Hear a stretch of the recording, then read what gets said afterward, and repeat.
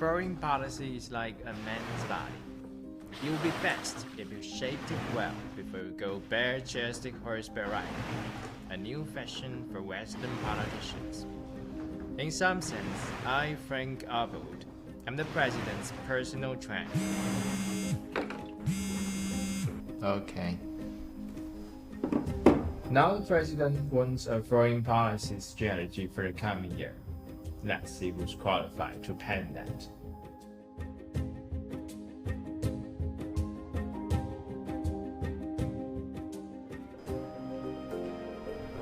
Hey, Mr. Upperwood. Don't do discipline a camel that won't listen. You got that as a pet? I'm talking about Saudi Arabia. Oh, the country that not only says no to increase its oil output, but cut it before our elections. How about we hold our arms sales? That offends our donors more than the Saudis. How about we pull our troops out? That makes our enemies stay more than ruin the Saudis. How about we freeze their assets, as we did with the Afghans and Russians? She's not disciplining the camel, but whip it away. But we needed to sustain many things, most importantly, petrodollars.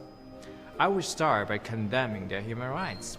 That's a $10 toy gun we point at those who don't work our way.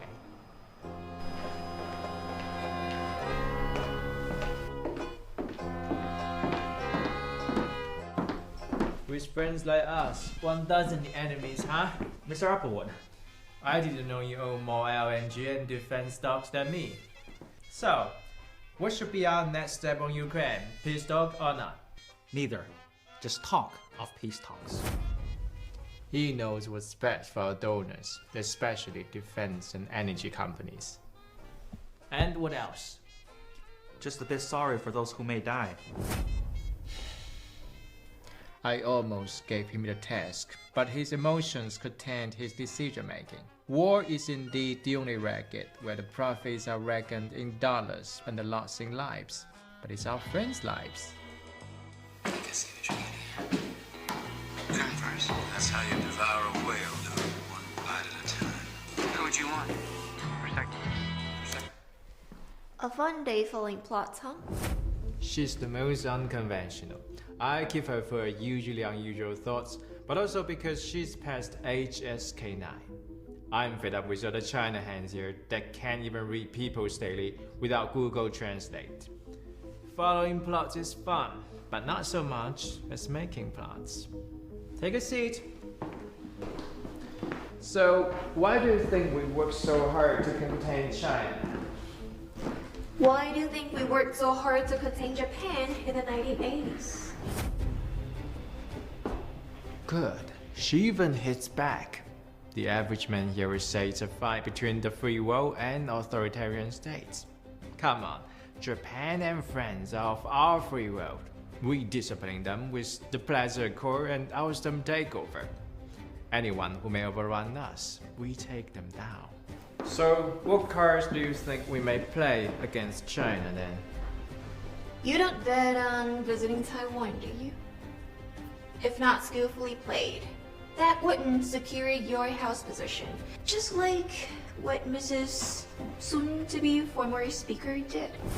This is our standardized playbook. We make the first move and call China's reactions provocations so that we can make further moves. So, what would you suggest? Why don't we make people believe China's to invade Australia? With AUKUS, we can sell many, many more submarines. When Morrison's still in power, I will really take the idea. What else? We'll make people believe that all Chinatowns are Chinese overseas military bases. I knew she would amaze me. I'm sure people will feel threatened as Chinatowns even outnumber our military bases. By the way, we have 800. And what else? Make the Europeans believe that China's collecting data by selling its electric blankets. In that case, they either buy our LNG or just bring firewoods. This is what our foreign policy is about. Work our way or fade away.